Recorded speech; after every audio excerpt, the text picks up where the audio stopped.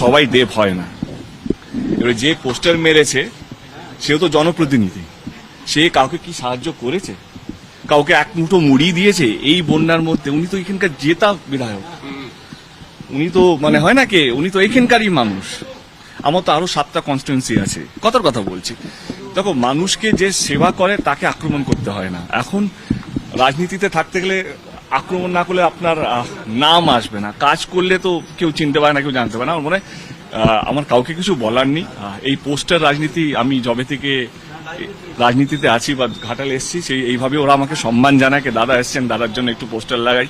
এটা এমন একটা ক্রাইসিস, এখানে রাজনীতি করে লাভটা কার?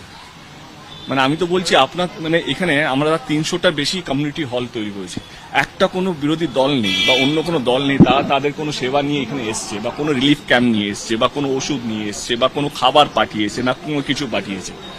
যখনই শুনছি কিছু হলেই ঘাটাল মাস্টার প্ল্যান নিয়ে শুরু হয়ে যায়। ঘাটাল মাস্টার প্ল্যানটা করতে গেলে সমস্ত দলকে